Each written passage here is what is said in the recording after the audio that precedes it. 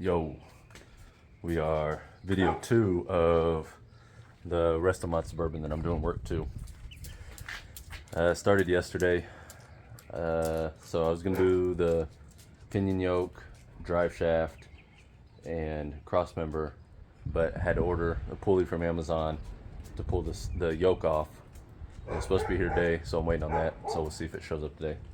I don't want to pull that apart because I need to move the truck. I need to be able to move the Suburban around because the C10 is coming tomorrow for me to start that swap. So I haven't done those 3 things. So yesterday I started on headlights, but I ran into an issue with the aftermarket harness. Come on.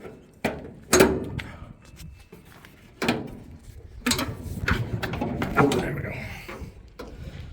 So he brought an aftermarket harness for, I don't know if you can really see it, but I just have it zip tied and hidden back up in there because not using it. But I spent like 2 hours trying to figure out how that harness worked because there's no instructions that came. I think he meant to bring them and they weren't in the packet, the booklet that he had of directions of everything for the truck. So I was on Google trying to figure it out. And then late last night it came to me on how it most likely goes together. So he had the factory, I don't know if you can. So that plug right there, I can't see it on the phone, so you guys probably can't see it. But that plug right there and those 2 wires coming out right there, he had them on this side of the firewall taped off together. And so this plug was just hanging out, and I kept looking at that plug and I was like, why is it out here connected with the factory headlight switch? It's connected to this driver side headlight switch. I said, why is that there if there's nowhere to plug it? And then I was like, well, the headlights that you brought, the directions online say they just plug into the factory plug, but he wanted to run the relays, obviously, because I assume they put out a lot more voltage than the factory headlights, so I didn't want it burning up the factory system. Anyways, I spent hours trying to figure out how that went, and then I said, and then we were talking and he said something about those wires, and I found them, I plugged them in, and then the factory plugs started working. So I said, okay, there's 3 wires that come on the harness that need to plug in to the factory plug, and then these other plugs that come with the harness you just plug the headlights into. So those 3 wires that come with the harness plugged into the factory plug send power to these extra plugs that the headlights go into when you turn the switch on. Maybe you caught that, maybe you didn't, but yeah, just imagine how it was in my head trying to figure that out without directions. But then we ran into headlight fitment, which if you're looking for aftermarket headlights, I would definitely do as much research as possible trying to figure out what fits correctly, because if you look how wide the back of these are and how far they stick out, the factory headlight bucket isn't made for that. So I had a Dodge before this one that I did aftermarket lights from Amazon, and I had to cut the headlight bucket out on this, so I just assumed that's what I needed to do this time.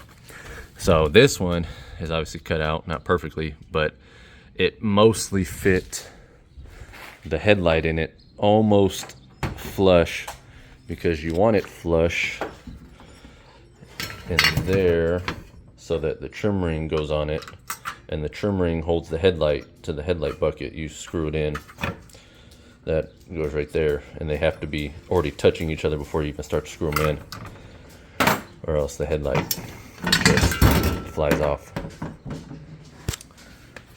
But with this, you have to also cut the bucket behind the bucket for the whole headlight to sit all the way in there flush, and mount like it's supposed to.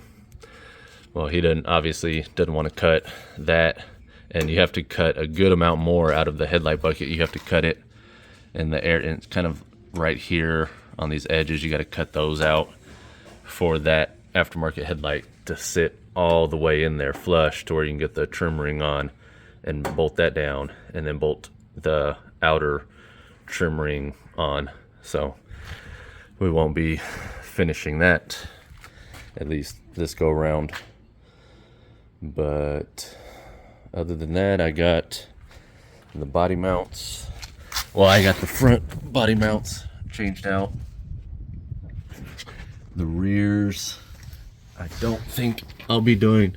He didn't bring me, or he forgot to bring me the right pads or bushings. I don't know if those are bushings. Those look more like pads. I'm gonna say pads for these mounts. He brought me one that he ordered, but it doesn't look, doesn't look, where'd it go?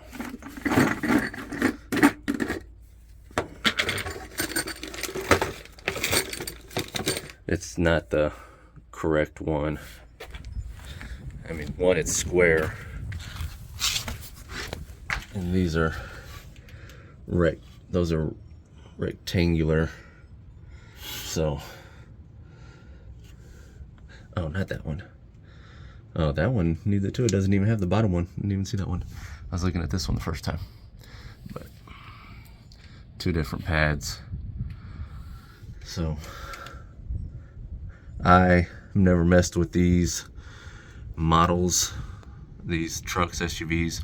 So I personally don't know off the top of my head which ones. I'm sure I can get on Google and look at it and figure it out. But there's that. So that's two things so far I won't be able to do. This is the new pinion yoke, drive shaft. What is something else? I won't be able to do the core support bushings. I don't have the correct ones for those either. That bushing and that bushing. Also, he wants me, if you didn't see the other video, he wants me to change out this whole mount. But there's no point in doing that now since I don't have any bushings to put back in place. And these already have regular nuts and bolts put in them, but on that side over there, they're factory style bolts with a round head on each side. So I'll have to grind those off or cut them off and put regular nuts and bolts in there. But I don't think I'll be getting that to this time either. The only other thing I can do right now is there's a heater hose that runs along the frame rail somewhere right here that I just have to put on a new hose. But other than that, I'm at a standstill until the puller gets here. So, here's the other one. So, hopefully that comes in today like it's supposed to. And if it doesn't, it'll be here tomorrow, but the C10 will be here tomorrow. So it's gonna be a stressful week trying to get everything done because he wants this Suburban back before Friday. So we'll just see. So see y'all in the next part.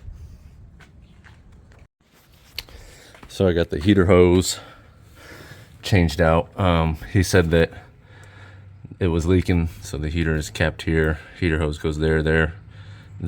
He said that one of the hoses was leaking from chafing, the rubber line chafing somewhere down there. Obviously I couldn't tell, so I just got funnel water, poured it down, see where it's leaking from. I didn't see any, well, I saw it leaking, but I couldn't see exactly where from. And I was feeling on the sides and everything. There's nothing wrong with the rubber hose, but so the aluminum hose was actually rubbing right there on that corner right there where the floor pan and frame rail are meeting at that. You kind of see the shiny part of that corner. It was rubbing up against the aluminum right here, and it cut these 3 little holes in there. Well, I couldn't get anything small enough in there to try and cut the line off there, so I just got some heater hose that I had. Oh, rust, frame rail in my face. And ran it all the way down right past the cuts, and I tightened it off there, and it's holding with no issues. I refilled it with water and nothing's leaked out. And then I got rust in my mouth. The lines themselves were rubbing together, as you can kind of see. So I'm trying to get my hand in there, so hold on. So there you go, chafing together. So I took the old heater hose that I took off of the top, that I took off to replace with the new hose, and I cut it in half, and I ran it over this line so that if they do get close together again, oh my goodness, the hose doesn't rub against each other.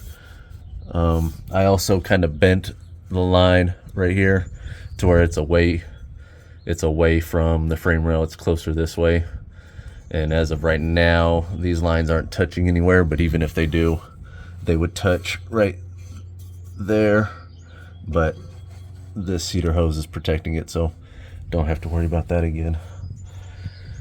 So that's all I can do for now. I'm not 100% sure I'll be doing anything else. Like I keep saying, I gotta change out that yoke, and what I mentioned in the other video, in case you didn't watch it, is he wants me to, oh my goodness, there's no room to get my arms and hands around here. He wants me to fabricate that loop right there, because it's kind of, I can't see it. I don't think it's hitting, but he's worried that the drive shaft will hit right there with the minimal space that's in between. So he wants me to figure out a way to take the top part of the loop and raise it up some so that there's more space. So we'll see how I figure that. I don't see that being an issue, but that's what he wants. That's what he's gonna get. So that's not my decision.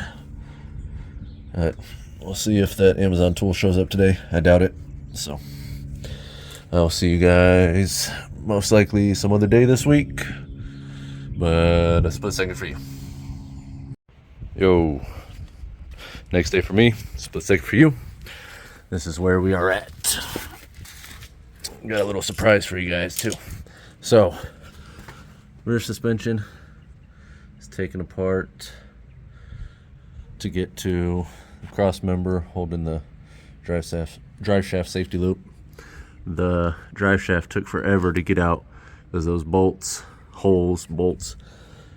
were crammed up in there, and that took like 30 minutes itself just to get 4 bolts out.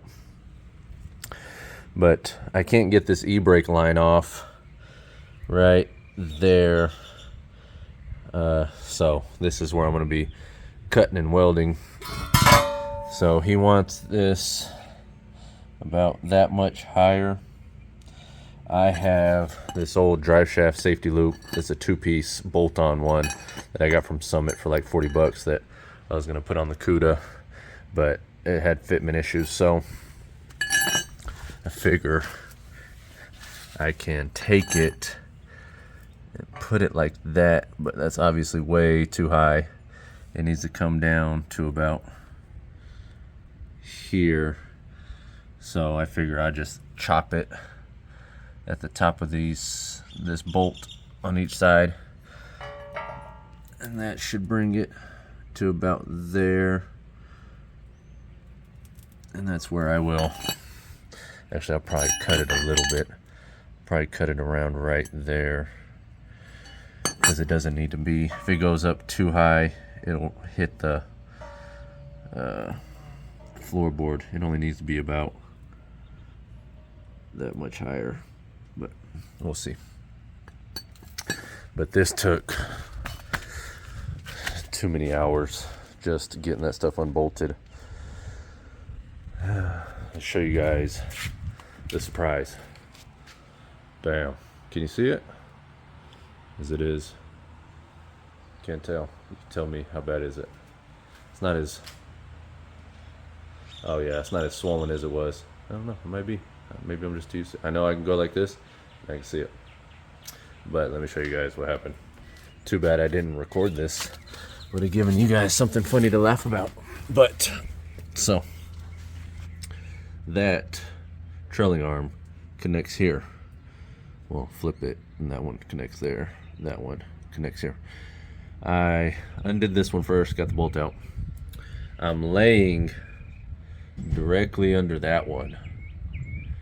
And as soon as the bolt comes out, all the tension in these springs, and I mean just the rear end in general, because it's jacked up, so all the tension is pushed up, and as soon as that bolt comes out, that trailing arm just slams down, and my face is right about there. And long story short, I'm telling everybody I got in a bar fight. So, if anybody asks, I got in a bar fight. But next, cut that, weld it, put it all back together. And then I'll be done with this. The C10 is on its way here, and it's gonna be here. So, I'll see y'all in a split second. All right, next day for me, split second for you. Gonna do that cross member, pinion, yoke, throw in the drive shaft, and be done, and hope that it goes that smooth. I came prepared today, so we're going into the 4th round.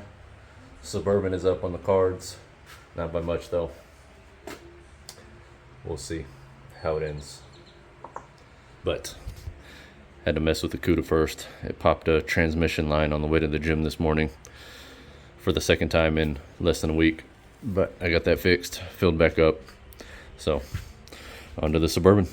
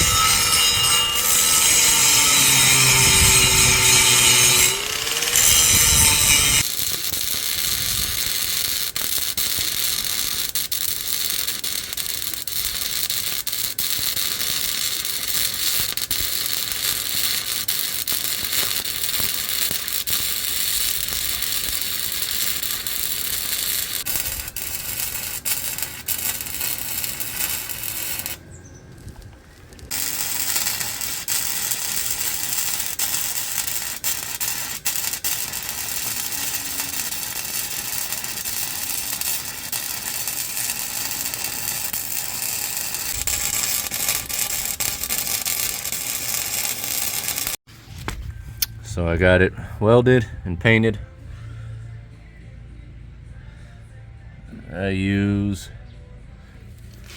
of course it's not getting any decent. I use a flux core welder from Harbor Freight, and I am not a welder by any means. This is probably like the 4th thing I've ever touched with a welder, but oh, it's just still a little wet from the brake clean I sprayed, but you'll never see this because of where it's at in the car. So that's another reason why me or the customer weren't too worried about how this looks. Also, I make sure to tell people that I'm not a fabricator, I'm not a welder. If you want me to fabricate and weld something, understand that it is not going to be what you would pay high dollar for. It's going to be this. So let's let that dry. I'm going to do the pinion yoke, swap that out, put this back in. Hopefully those trailing arms don't give me much trouble, because as you can tell right there, all the tension is down on them. I may have to take the jacks out from under there and put them on the body, but we'll see. All right, next day, final day. Well, I say final day, but I'm finished today. How am I looking? Really not that bad anymore, huh? It's bad, isn't it? Anyways, C10 showed up.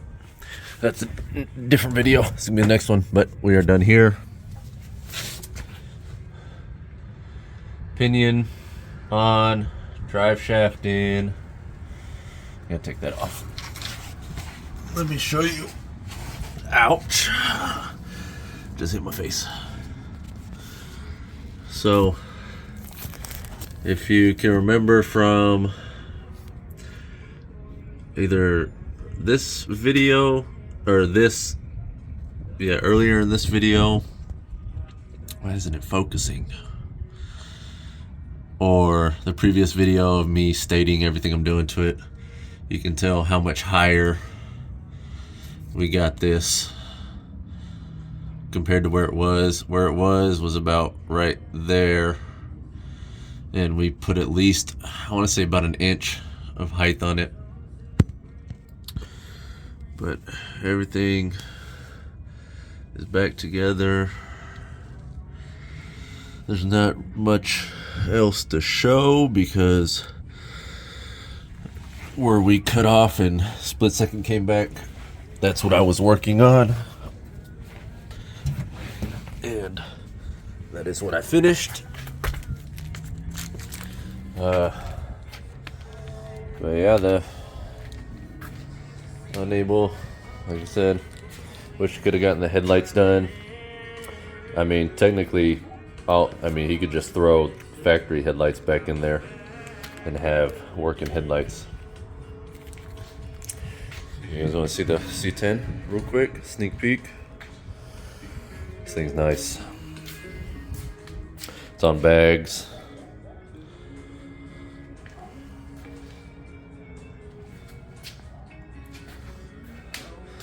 Getting a Dakota digital dash, or gauges. I say dash, it's just gauges. It's gonna get AC once it goes back to him. This is completely laid out.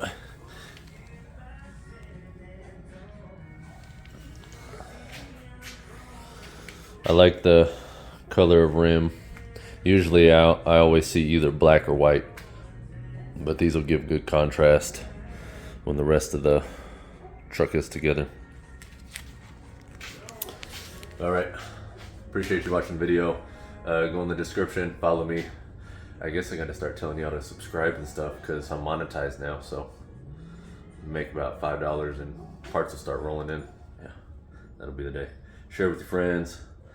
Hopefully you find this interesting enough to keep watching, but thanks for watching. I'll see you next time.